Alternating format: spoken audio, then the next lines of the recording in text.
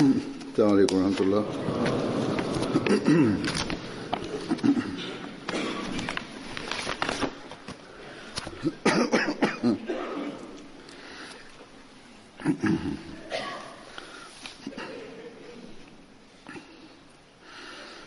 أشهد أن لا إله إلا الله وحده لا شريك له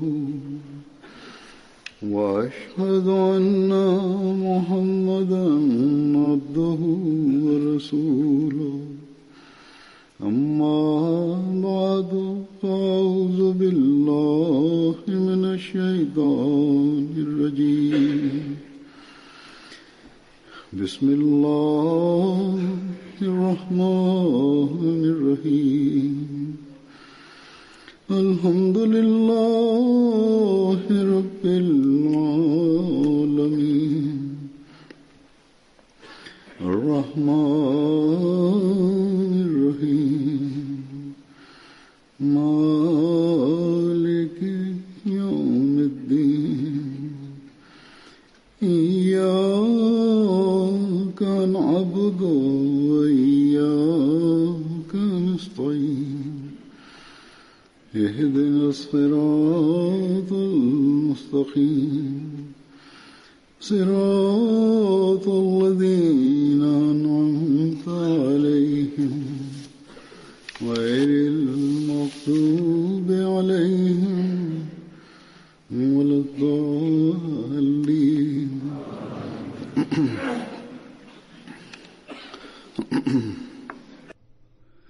Bismillahirrahmanirrahim. Halifa mtukufu ayyadallahu ta'ala ibn Isl Aziz anasema Sayyidina alayhi salatu wasalam alisema wakati wa kuja kwa mtume Muhammad sallallahu alaihi wa alihi wasallam, hulka za watu wa Maka ilikuwaje na hali yao ilikuwaje? Walikuwa wanakunywa pombe na walikuwa wanafanya zina na walikuwa wakifanya ujambazi na uwizi. Ilmuradi maovu ya kila aina yalikuwa yanapatikana ndani yao, na walikuwa hawajui kuhusu Mwenyezi Mungu wala walikuwa hawana hulka njema. Kila mmoja wao alikuwa Firauni. Lakini kwa sababu ya kuja kwa mtume sallallahu alaihi wasallam, hawa watu waliposilimu walipata mapenzi ya Mwenyezi Mungu na walipata shauku ya ibada kiasi hiki kwamba kila mmoja wao alikuwa tayari kutoa nafsi yake katika njia ya Mwenyezi Mungu.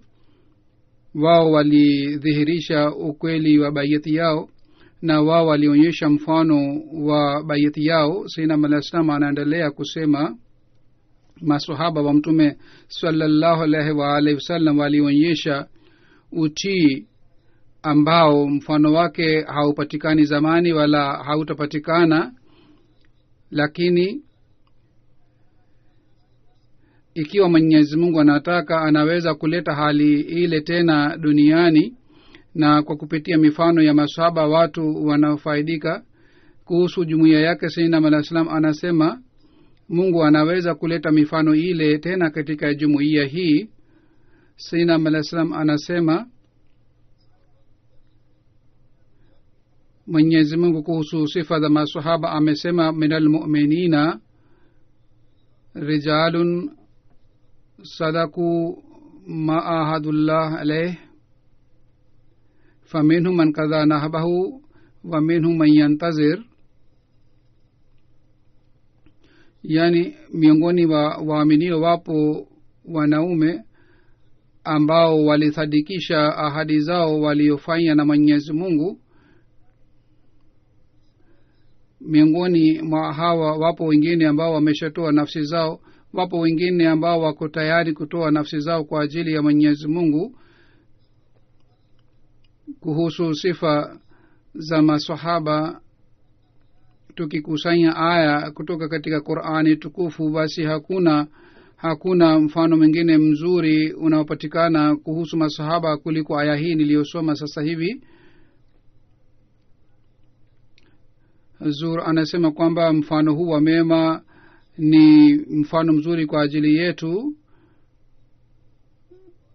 tangu muda fulani katika hutuba mbalimbali niliendelea kueleza kuhusu maisha ya masahaba wa mtume sallallahu alaihi wasallam. Miongoni mwa hao walikuwa masahaba walioshiriki katika vita ya Badri na vile vile masahaba wengine pia, lakini mimi nikaona ni vizuri nieleze kuhusu masahaba walioshiriki katika vita ya Badri kwa sababu wao walikuwa na heshima maalum.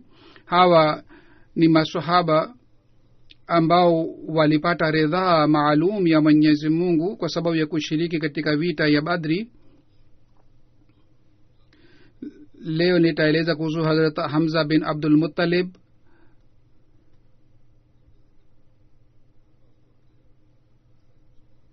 Jinsi alivyosilimu, habari yake inapatikana katika historia. Vile vile kuuawa kwake, tukio lake pia linapatikana katika historia. Alikuwa anaitwa kwa jina la Sayyidu Shuhada. Vile vile alikuwa anaitwa Asadullah na Asadu Rasul, yani simba wa Mungu na simba wa Mtume Muhammad sallallahu alaihi wasallam. Alipewa lakabu hizi.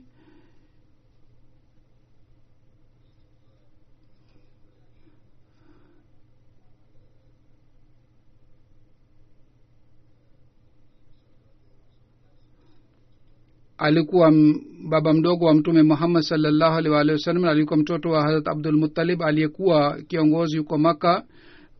Mama yake alikuwa anaitwa Hala, na mama yake Hazrat Hamza alikuwa shemeji ya Hazrat Amina, alikuwa mama wa Mtume Muhammad sallallahu alaihi wasallam. Hazrat Hamza alikuwa mkubwa katika umri kuliko Mtume Muhammad sallallahu alaihi wasallam miaka 2, na katika riwaya nyingine inapatikana alikuwa mkubwa miaka 4.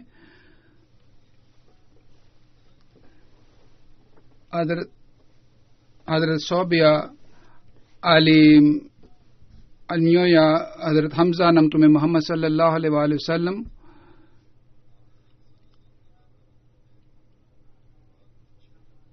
Katika mwaka 6 wa unabii wa Mtume Muhammad sallallahu alaihi wasallam alisilimu.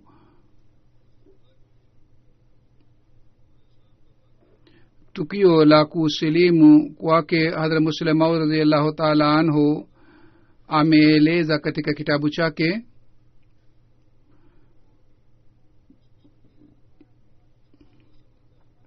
Nitaeleza mukhtasari wake jinsi alivyosilimu.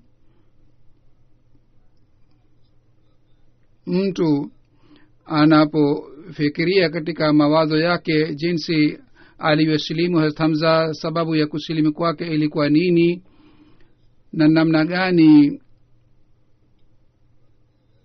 alikuwa na ghaira kuhusu Mtume Muhammad sallallahu alaihi wasallam wakati Abu Jahal alipomsumbua Mtume Muhammad sallallahu alaihi wasallam. Tukio la kusilimu kwake linapatikana hivi.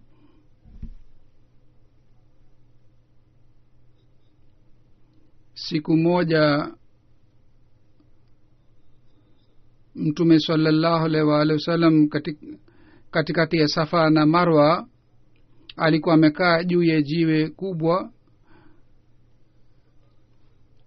Alikuwa anafikiria namna gani anaweza kuimarisha umoja wa Mwenyezi Mungu. Katika hali hii Abu Jahal akaja pale. Yeye mara kuja baada ya kuja pale akasema, Muhammad sallallahu alaihi wasallam, wewe hutajizuia katika mambo yako. Kwa kusema maneno haya akaanza kumtukana Mtume Muhammad sallallahu alaihi wasallam. Mtume sallallahu alaihi wasallam aliendelea kusikia matukano yake na yeye hakujibu, hakusema hata neno moja. Abu Jahal wakati alipomtukana Mtume sallallahu alaihi wasallam sana, baadaye akaja mbele na akampiga chafya Mtume sallallahu alaihi wasallam. Lakini Mtume sallallahu alaihi wasallam hata katika hali pia hakumjibu, bali Mtume sallallahu alaihi wasallam alikuwa amekaa, na mahali ambapo Mtume sallallahu alaihi wasallam alikuwa amekaa kule mbele ya ile sehemu ilikuwa nyumba ya Hazrat Hamza radhiyallahu ta'ala anhu. Wakati yule Hazrat Hamza alikuwa si Muislamu, na ilikuwa desturi ya Hazrat Hamza kwamba kila siku asubuhi alikuwa akienda kwa ajili ya kuwinda wanyama, na jioni alikuwa akirudi nyumbani. na yeye alikuwa akikaa katika hafla za makureshi. Siku ile wakati Abu Jahel alipomtukana mtume Muhammad sallallahu alaihi wa alihi wasallam sana, na vile vile alimsumbua na alimtendea vibaya, Hazrat Hamza alikuwa ameenda kuwinda wanyama. Lakini kwa bahati ilitokea hivi, wakati Abu Jahel alipokuwa anamtendea mtume sallallahu alaihi wasallam hivi, mtu mmoja wa Abu Jahel alikuwa anaangalia tukio lile. Wakati Abu Jahel alipokuwa anamshambulia mtume sallallahu alaihi wasallam mara kwa mara na alikuwa anamtukana sana, na mtume sallallahu alaihi wasallam kwa kukaa kimya alikuwa anasikia yote alikuwa anasema, yule mtumwa wa Abu Jahel aliendelea kuangalia hali hii yote. Hazrat Muslim anasema ingawa yule alikuwa mwanamke na alikuwa si muaminio, lakini zamani ikiwa watu walikuwa wakidhulumu watumwa wao, ilikuwa inatokea hivi kwamba watu wengine wazuri walikuwa wakiwatendea vizuri watumwa wao, na hatimaye polepole wale watumwa walikuwa wanaonekana kama ni familia ni sehemu ya familia. Na yule mtumwa pia alikuwa na hali aina hii. Yule mtumwa mwanamke aliona hali hii yote aliyotokea pale, lakini alikuwa hawezi kumsaidia mtume sallallahu alaihi wasallam. Aliendelea kuangalia hali hii yote na aliendelea kusikia alikuwa anasema Abu Jahal, na aliendelea kujiona vibaya kwa kuona hali hii. Wakati mtume sallallahu alaihi wasallam alipoondoka kutoka kule, yule mtumwa akaanza kufanya shughuli za nyumbani. Jioni Hazrat Hamza aliporudi katika safari yake, na alikuwa anashika mkuki na mishale na alikuwa anaonyesha ushujaa wake, na katika hali hii akaingia nyumbani kwake. Wakati ule yule mtumwa mwanamke akasimama kwa kuona hali hii, na akamwambia Hazrat Hamza,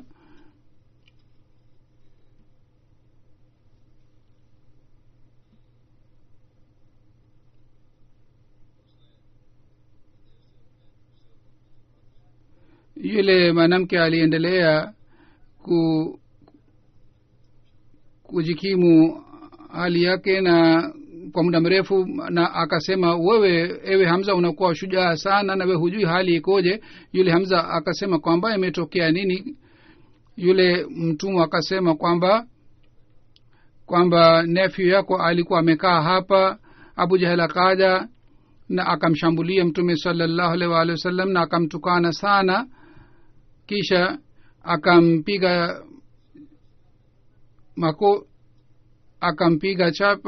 akamchapa, na mtume sallallahu alaihi wasallam hakumjibu bali aliendelea kusikia, na Abu Jahal aliendelea kumtukana. Wakati yeye alipochoka akaondoka, lakini mimi nikaona kwamba Muhammad sallallahu alaihi wasallam hakumjibu hata mara moja. Wewe unakuwa kama ni shujaa sana na umerudi kutoka katika kuwinda wanyama na unajionyesha wewe ni mtu mwenye shujaa sana. Wewe huoni haya kwamba katika uhai wako nephew yako anasumbuliwa hivi? Wakati ule Hazrat Hamza alikuwa bado si Muislamu, na yeye alikuwa miongoni wa viongozi wa Makuresh,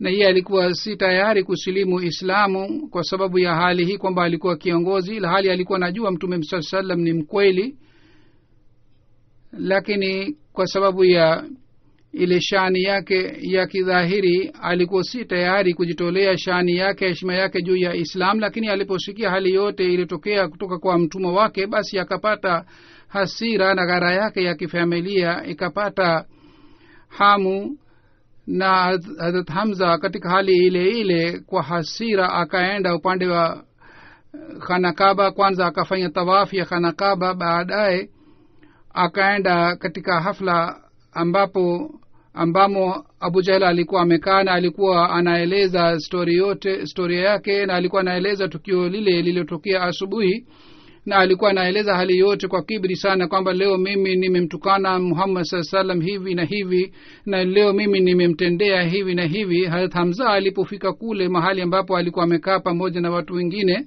Hazrat Hamza mara baada ya kufika akampiga mkuki kwa nguvu sana, na akasema wewe unajionyesha wewe ni shujaa sana, na unawaelezea hawa watu kwamba leo umemtukana Muhammad leo hivi na umemfedhehesha hivi, na Muhammad hakusema hata neno moja.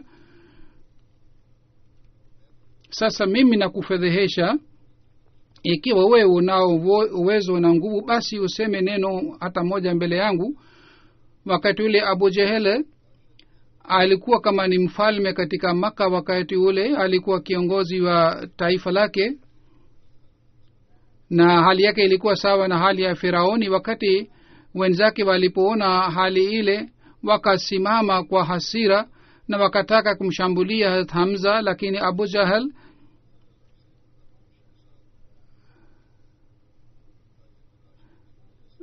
ambaye aliendelea kumtukana Mtume Muhammad sallallahu alaihi wasallam, na Mtume sallallahu alaihi wasallam aliendelea kusikia matukano yake, na yeye alipata ruub ya aina fulani, na vile vile aliogopa kutoka kwa Hamza. Akawaambia wenzake kwamba msimshambulie, ukweli ni kwamba mimi nimefanya dhuluma na mimi nimemsumbua Muhammad sallallahu alaihi wasallam, kwa hiyo msimshambulie Hazrat Hamza. Hazrat Muslim radhiyallahu ta'ala anhu anaandika, Mtume sallallahu alaihi wasallam aliporudi kutoka katika mahala ile, yeye alikuwa anasema moyoni mwake kwamba kazi yangu si kupigana bali ni kuonyesha subira. Lakini huko Mwenyezi Mungu katika arshi alikuwa anasema alayhi sallahu bikafin abdahu, ewe Muhammad sallallahu alaihi wasallam, wewe uko tayari kupigana na hawa watu, lakini je, sisi hatupo hapa ambaye kwa niaba yako tutapigana na hawa watu? Kwa hiyo siku ile ile Mwenyezi Mungu alimpatia Mtume Muhammad sallallahu alaihi wasallam atakayepigana kwa niaba ya Mtume Muhammad sallallahu alaihi wasallam. Hazrat Hamza katika hafla ile ile akatangaza yeye ni muaminio, na akamhutubia Abu Jahal na akasema, wewe umetukana Mtume Muhammad sallallahu alaihi wasallam kwa sababu ya hii kwamba yeye anasema yeye ni mtume wa Mwenyezi Mungu, na anasema malaika wanamshukia. Basi usikie kwa makini sana kwamba mimi nimeamini dini ya Mtume Muhammad sallallahu alaihi wasallam, na mimi pia nasema maneno yale yale anayosema Mtume Muhammad sallallahu alaihi wasallam. Ikiwa wewe una ujasiri, basi uje mbele yangu na upigane nami. Basi kwa kusema maneno haya Hazrat Hamza akasilimu.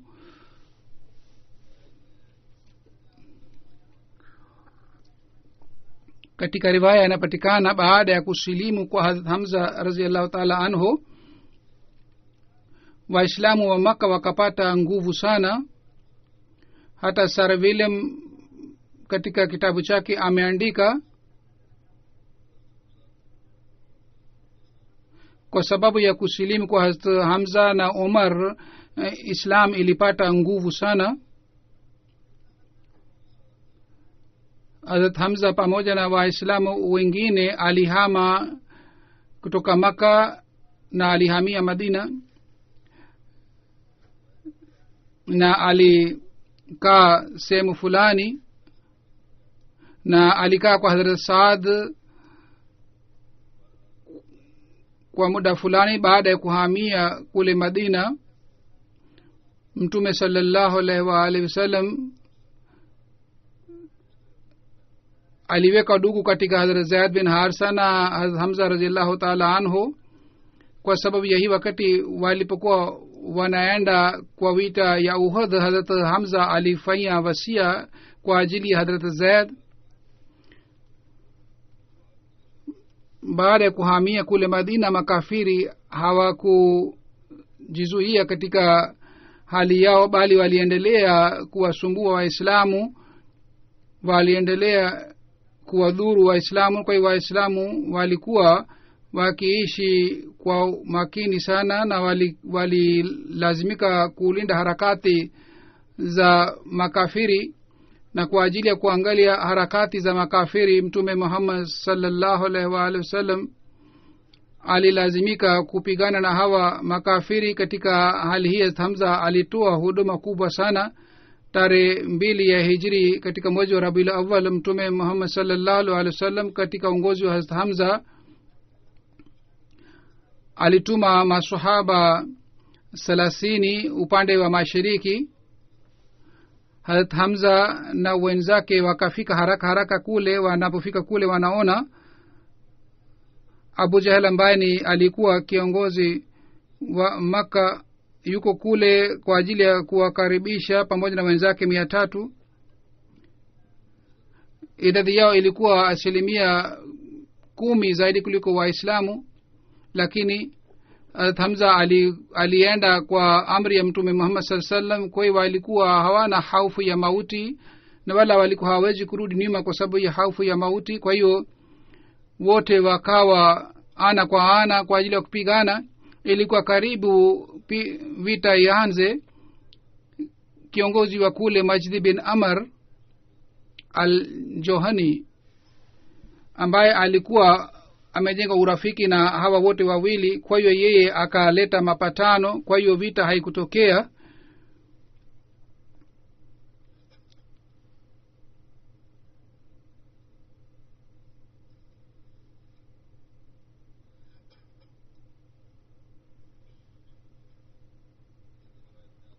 Katika riwaya hii pia inapatikana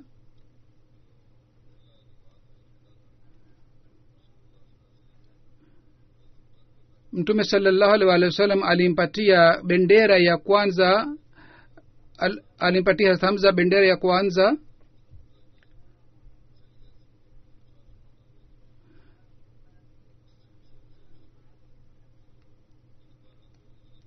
Katika vita ya Banu Kainuka, bendera ya Mtume sallallahu alaihi wasallam alikuwa ameshika Hamza radhiyallahu ta'ala anhu.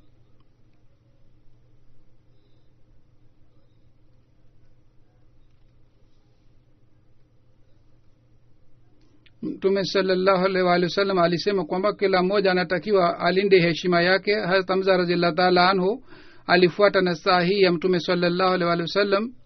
Katika riwaya inapatikana baada ya kuhamia kwa Madina pamoja na Waislamu wengine, sawa na Waislamu wengine, hali ya kiuchumi ilikuwa si nzuri. Hamza, Hazrat Abdullah bin Amr anaeleza katika siku zile ambamo hali ya uchumi ilikuwa si nzuri, Hazrat Hamza alimjia Mtume sallallahu alaihi wasallam na akasema, tafadhali unipatie huduma yoyote ili niweze kupata nafasi ya kuchuma mali. Mtume sallallahu alaihi wasallam akamwambia, ewe Hamza,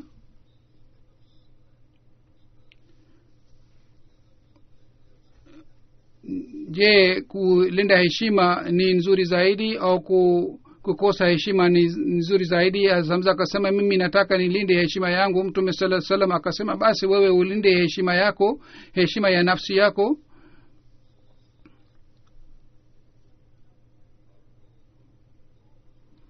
Kisha Mtume sallallahu alaihi wasallam alimsihi Hazrat Hamza kwamba afanye maombi sana na alimfundisha maombi kadhaa. Hazrat Hamza mwenyewe anasimulia Mtume sallallahu alaihi wasallam alisema lazima usome dua hii, Allahumma inni as'aluka bismika al-azam wa rizwanika al-akbar, yani e Mola wangu na kuomba kwa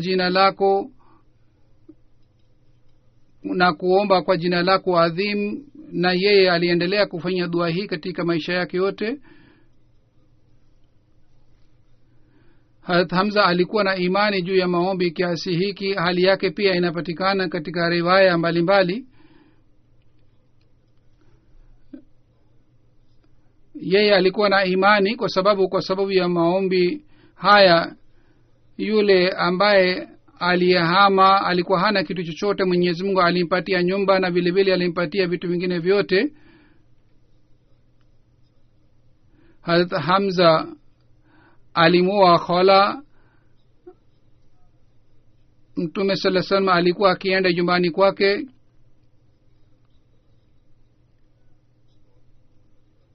Hazrat Khala alikuwa akieleza matukio ya mapenzi ya Mtume sallallahu alaihi wasallam.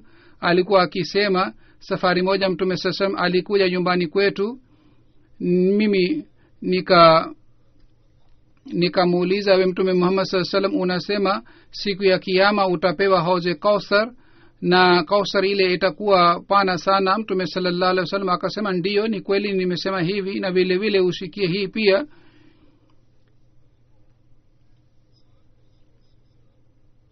Mimi naona kwamba maansar watakunywa katika mto ule nitakaopewa siku ya kiyama. Yani mtume sasema alikuwa anawapenda maansar kwa sababu watu wake wa Maka walipomfukuza kutoka Maka, maansar walimsaidia mtume sallallahu alaihi wasallam. Kuhusu vita ya Badri, riwaya moja inapatikana katika hijri ya 2. Vita ya Badri ilitokea wakati wa vita ya Badri. Upande wa makafiri, Aswad bin Abde Aswad alikuwa kiongozi, alikuwa mtu mbaya sana, mwenye shari sana. Yeye aliahidi, mimi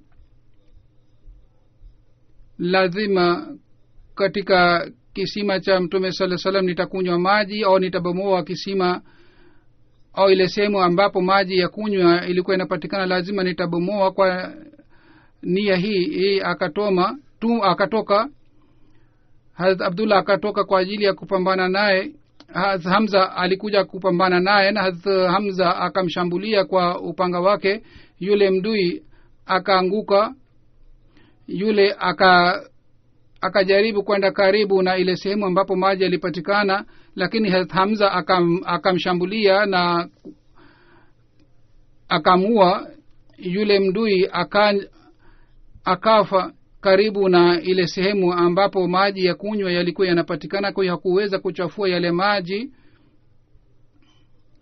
Hazrat Ali radhiyallahu ta'ala anhu kuhusu vita ya Badri anasema, idadi ya makafiri ilikuwa zaidi kuliko Waislamu. Usiku mzima mtume sallallahu alaihi wasallam aliendelea kufanya maombi mbele ya Mwenyezi Mungu. Wakati makafiri walipokuja karibu nasi, na sisi tulisimama katika safu kupambana nao, mara tukamwona mtu ambaye alikuwa amepanda juu ya ngamia nyekundu na watu walikuwa namlinda. Mtume sallallahu alaihi wasallam akasema, ewe Ali, Hamza ambao umesimama karibu na makafiri, mwaulize hawa makafiri, huyu mtu ni nani ambaye amekaa katika ngamia nyekundu na anasema nini? Kisha mtume sallallahu alaihi wasallam akasema, ikiwa kuna mtu yeyote ambaye anaweza kuwapatia nasaha ya heri, ni huyu mtu ambaye amekaa juu ya ngamia nyekundu. Hazrat Hamza akaja na akamwambia mtume sallallahu alaihi wasallam, ni Utba bin Rabia ambaye anawazuia makafiri wasipigane na Waislamu. Lakini Abu Jahl akasema, wewe ni muoga. Lakini Utba akasema kwamba leo tutaona muoga ni nani.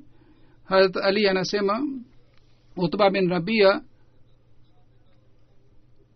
na mtoto wake na ndugu yake pia wakatoka na wakasema kwamba ni nani ambaye atapambana nasi. Vijana wa Ansar wakamjibu. Utba akauliza, nyinyi ni kina nani? Wao wakasema, sisi ni Ansar.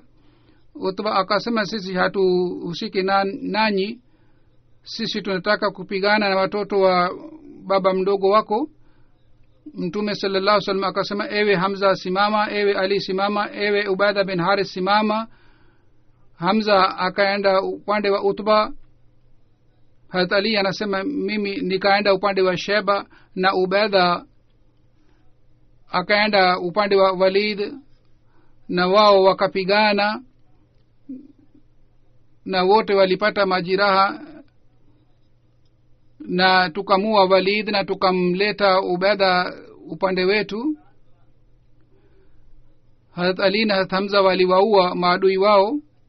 Wakati mtume sallallahu alaihi wasallam aliposema, ewe Hamza simama na upigane na makafiri, ewe Ali simama na ewe Ubaida bin Harith usimame na upigane na hawa makafiri. Wakati hawa wote watatu waliposimama na walipoenda upande wa Utba, wakasema, useme maneno kadhaa ili tuweze kuwatambua, kwa sababu walikuwa wamefunika nyuso zao. Hazrat Hamza akasema, mimi ni Hamza ambaye ni simba wa Mwenyezi Mungu na simba wa mtume. Utba akasema, basi sawa, mimi naweza kupigana nawe. Hazrat Hamza ushujaa wake ulikuwa ya aina hii kwamba wakati wa vita ya badri walikuwa na wings ya ostrich buni kwa ajili ya kuonyesha ushujaa wao.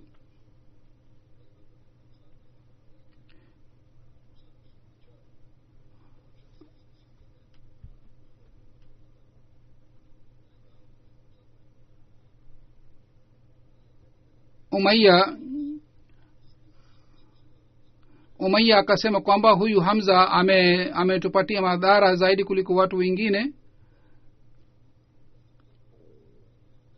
Sir William kuhusu Hamza anasema Hadrat Hamza kwa kushika wingi ya buni alienda mbele na alikuwa anaonekana wazi wazi katika vita. Yeye aliwaua watu wengi sana katika vita ya Uhud. Pia Hadrat Hamza radhiyallahu ta'ala anhu alionyesha ushujaa wake, na ushujaa wake uliwapatia hasira makafiri. Katika Bukhari inapatikana hivi, Hadrat Jafar anasema mimi nilienda pamoja na mwenzangu safarini. Ubaidullah bin Adi akaniambia, je, unataka kukutana na Washi? Tutamuuliza kuhusu kuuawa kwa Hazrat Hamza radhiyallahu ta'ala anhu. Washi alikuwa akiishi katika mji ule. Sisi tukapata unwani ya nyumba yake, tukaambiwa kwamba amekaa katika kivuli cha mti fulani. Jafar anasema tukaenda karibu naye tukamsalimia, yeye akatujibu.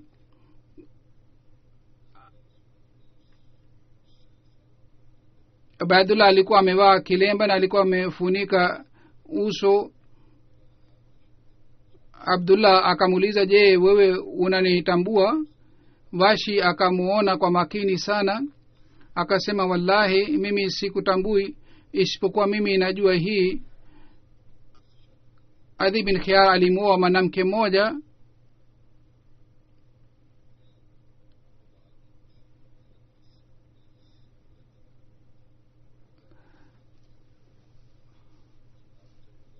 Alizaa mtoto mmoja.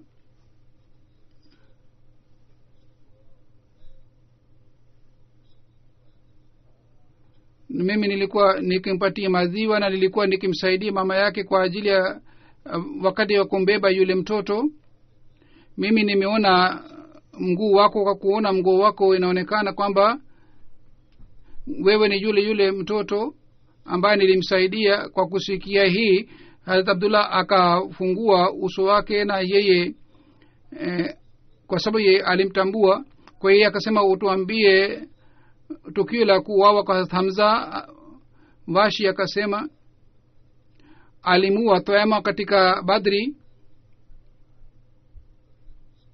Jubair ambaye alikuwa kiongozi wangu akasema, ikiwa wewe unamua Hazrat Hamza kwa badala ya baba mdogo, basi wewe utapata huru. Watu walipoona kwamba sasa vita ya Badri itatokea, katikati ya Uhud, wakati wa vita ya Uhud, mimi nilipotoka watu walikuwa tayari kupigana. Mtu mmoja akatoka aitwaye Saba, akasema, je, kuna mtu yoyote ambaye atapambana naye? Hazrat Hamza kwa kusikia hii akatoka nje, akasema, ewe Saba, mimi nitapambana nawe, nitapigana nawe. Na akasema, je, wewe unapigana na Mwenyezi Mungu na mtume wake? Kwa kusema hii, Hamza akamshambulia na mara moja akamuua yule mdui.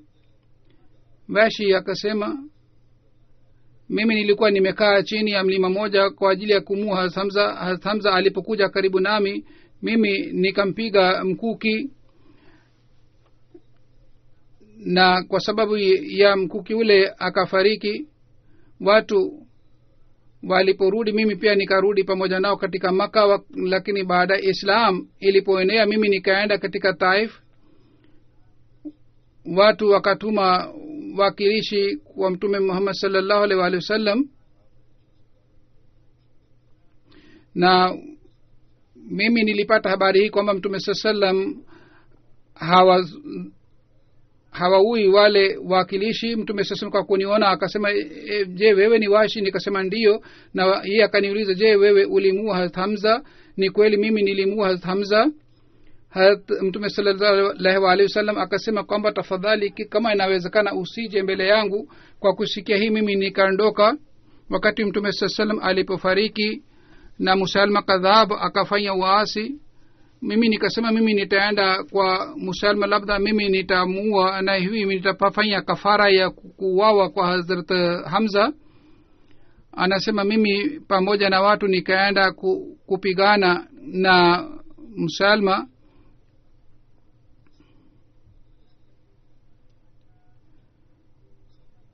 Nikakuta kuna mtu mmoja ambaye amesimama karibu na ukuta. Mimi nikamshambulia na nikamuua.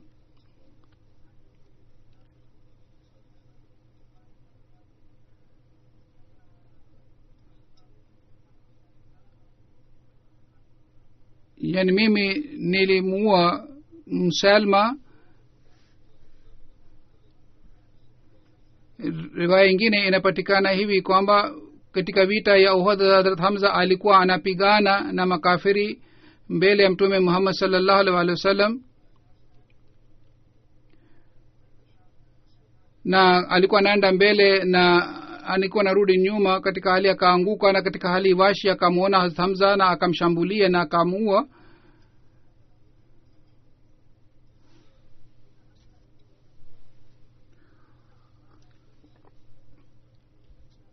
Hazrat Hamza aliuawa katika vita ya Uhud. Wakati ule umri wake ilikuwa miaka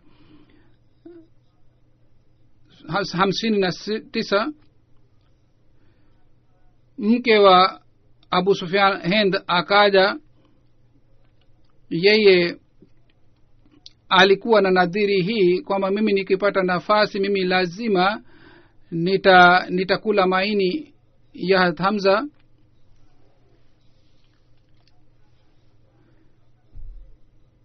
Na katika vita ya Uhud maadui walikata viungo vya Waislamu waliouawa, na Hind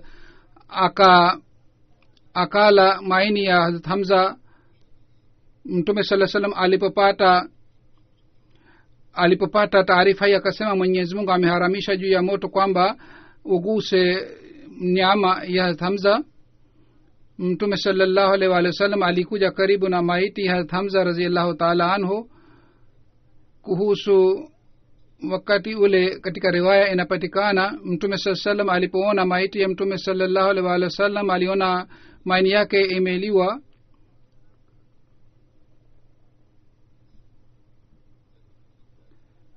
Katika Ibn Hisham imeandikwa hivi: Mtume sallallahu alaihi wasallam aliposimama karibu na maiti Hazrat Hamza akasema ewe Hamza, mimi sitapata msiba hii sawa na msiba huu nilipata leo. Na vile vile akasema Jibrail ameniambia kwamba Hamza bin Abdul Muttalib ameandikwa simba wa Mwenyezi Mungu katika bingu 7. Hazrat Zubair radhiyallahu ta'ala anhu anasimulia siku ya Uhud mwanamke mmoja alikuwa anakuja kwa haraka sana. Ilikuwa karibu aone maiti ya mashahidi wote. Mtume sallallahu alaihi wasallam hakupenda kwamba mwanamke aje pale na aone na maiti. Kwa hiyo Mtume sallallahu alaihi wasallam akasema kwamba mzuie huyu mwanamke ambaye anakuja. Hazrat Zubair radhiyallahu ta'ala anhu anasema mimi nikamuona yule mwanamke alikuwa mama yangu Hazrat Safia. Kwa hiyo nikamwendea haraka sana na nikamzuia ili asije karibu na maiti ya Waislamu. Yeye akanifukuza na akaja mbele kwa sababu alikuwa mwanamke mwenye nguvu sana, na akasema wewe uondoke, mimi sitakubali yote unayosema. Nikamwambia Mtume sallallahu alaihi wasallam ameniambia nikuzuie usije pale usione maiti ya Waislamu. Kwa kusikia hiyo yeye akaanza kulia na akatoa vitambaa viwili akasema vitambaa viwili nimeleta kwa ajili ya Hazrat Hamza kwa sababu nimepata taarifa ameuawa. Hazur anasema hii ilikuwa hali ya utii wakati ule. Kwa kusikia hii mara moja kwamba mtume sallallahu alaihi wasallam amesema yeye asije karibu, ingawa alikuwa na huzuni sana na alikuwa na hasira pia, lakini mara moja yeye akasimama na hakaja mbele na hakuja mbele. Hii ilikuwa utii wa hali ya juu. Na akasema mimi nimeleta vitambaa kwa ajili ya ndugu yangu, nimeshapata taarifa ameuawa, kwa hiyo mumfunike huyu ndugu yangu katika vitambaa hivi. Hazrat Hamza radhiyallahu ta'ala anhu alipofunikwa katika vitambaa vile vingine, ikapatikana maiti ya Ansar mwingine ambaye alifanyiwa vile vile kama alifanyiwa Hazrat Hamza. Tukaona haya kwamba tumpatie Hazrat Hamza vitambaa vile na Ansari asipate hata kitambaa kimoja. Kwa hiyo sisi tukaamua kwamba katika kitambaa kimoja Hazrat Hamza atafunikwa na katika kitambaa kingine Hazrat Ansari maiti yake itafunikwa. Tukaona kwamba miongoni wa hawa moja alikuwa mrefu sana,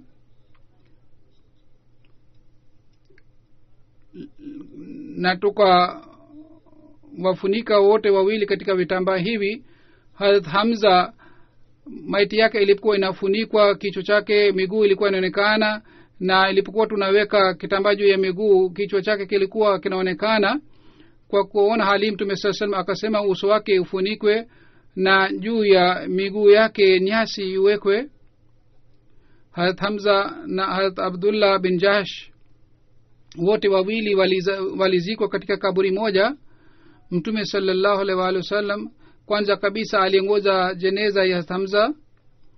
Hazrat Abdullah bin Masud anasimulia mtume sallallahu alaihi wasallam akaweka maiti ya Hamza na akaongoza jeneza yake, na maiti ya Ansari moja iliwekwa karibu naye, na mtume sallallahu alaihi aliongoza jeneza yake. Maiti yake baadaye ilichukuliwa, lakini maiti ya Hamza iliendelea kubaki pale pale. Hivi ndivyo iliendelea hali hii. Kwa hiyo Hamza jeneza yake ilisaliwa mara 70 pamoja na maswahaba wengine waliouawa.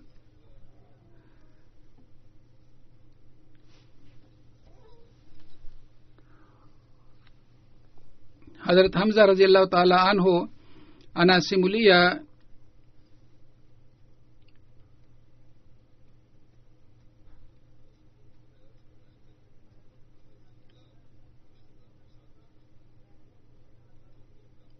Hazrat Hamza alikuwa akiwatendea vizuri jamaa zake, alikuwa akiwasaidia. Baada ya kuuawa kwake mtume sallallahu alaihi wasallam akahutubia maiti ya Hamza, akasema rehema ya Mwenyezi Mungu ishuke juu yake. Wewe ulikuwa mtu mwenye sifa kiasi hiki kwamba hatujui mtu sawa na sifa zako tutapata baadaye au la.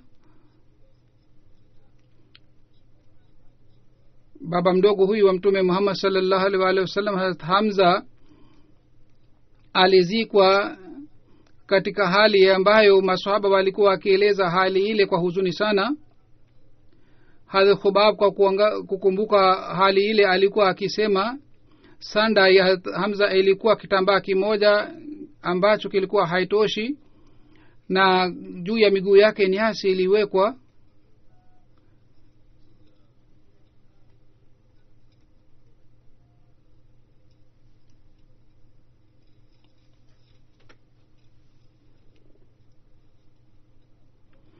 Hazrat Abdurrahman bin Auf radhiyallahu ta'ala anhu alikuwa amefunga saumu, alipewa futari nzuri. Yeye kwa kuona futari ile akakumbuka hali ile ya usumbufu, akasema Hamza pia aliuawa na yeye alikuwa mzuri zaidi kuliko mimi, lakini yeye hakuweza kupata sanda kamili. Sisi tukapata starehe ya dunia hii. Yoyote tumepata katika dunia isije kwa kupitia neema hii tupate ujira wetu. Baadaye akaanza kulia na akalia kiasi hiki kwamba hakula chakula.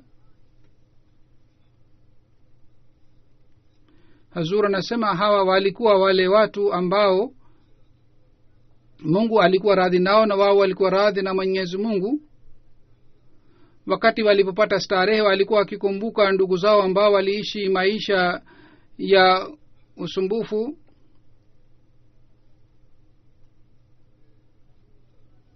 Mwenyezi Mungu awaghufirie hawa wote. Hata Mwenyezi Mungu amewabashiria pepo yake. Mungu aendelee kupandisha madaraja yao. Katika riwaya moja inapatikana hivi, riwaya hii ni Hazrat Abdullah bin Umar. Mtume sallallahu alayhi wasallam aliporudi kutoka Uhud, Mtume sallallahu alayhi wasallam akasikia kwamba wanawake wa Ansar wanalia. Mtume sallallahu alayhi wasallam akauliza, kwa nini mnalia? Je, kuna mwanamke yeyote ambaye anaweza kulia kwa ajili ya Hamza? Kwa hiyo wanawake wa Ansar wakajumuika kwa ajili ya kulia na kuhuzunika. Mtume sallallahu alayhi wasallam alilala kidogo. Alipoamka alikuta wanawake bado wanaendelea kulia. Mtume sallallahu alaihi wasallam akasema, hawa ambao wanalia kwa kutaja jina la Hazrat Hamza waondoke. Mtume sallallahu alaihi wasallam akawaambia warudi majumbani kwao, na akasema, kuanzia leo msilie hivi juu ya maiti yeyote.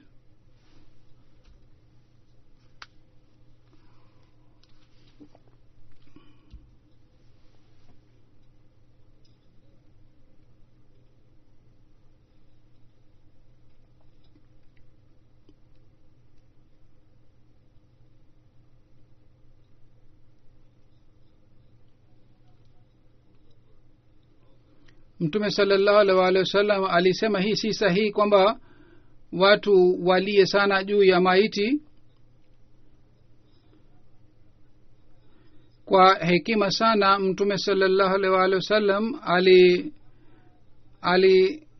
alijali kuhusu hali ya wanawake wa Ansar. Kwanza aliwaambia, je, kuna mtu yeyote ambaye analia juu ya Hazrat Hamza? Aliwakumbusha kuhusu ile huzuni kubwa sana. Na Mtume sasa mwenyewe alikuwa na huzuni sana ya kifo cha Hamza, na baadaye aliwazuia wao wasilie juu ya maiti ya Hamza, na aliwapatia nasaha ya kuonyesha subra. Na nasaha ile ya Mtume sallam ilileta athari nzuri. Lakini Mtume Muhammad sallallahu alaihi wasallam mwenyewe alihuzunika sana kwa sababu ya kifo cha Hazrat Hamza radhiyallahu ta'ala anhu, na aliendelea kuhuzunika mpaka mwisho wa uhai wake. Kab alisema katika shairi lake wakati wa kifo cha Hamza, alisema, macho yangu yanatoa machozi, lakini sisi tutapata nini kwa kulia juu ya maiti ya simba wa Mwenyezi Mungu? Wakati huyo simba wa Mwenyezi Mungu alipouawa, walisema kwamba simba wa Mwenyezi Mungu ameuawa. Mwenyezi Mungu aendelee kupandisha madaraja ya masahaba hawa Mtume sallallahu alaihi wasallam, na mifano waliotuachia ya kujitolea kwao Waislamu waweze kukumbuka mifano hii na jinsi waliofanya mema. Mwenyezi Mungu atujalie sisi pia tuweze kufanya mema katika maisha yetu. Amin.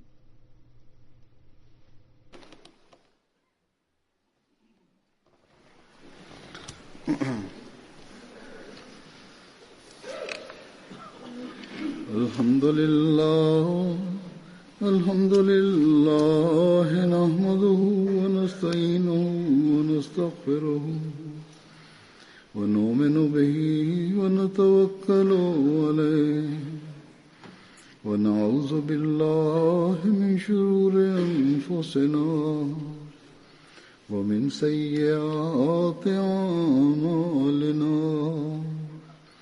من يهده الله فلا مضل له ومن يضلل فلا هادي له ونشهد أن لا إله إلا الله ونشهد أن محمدا عبده ورسوله.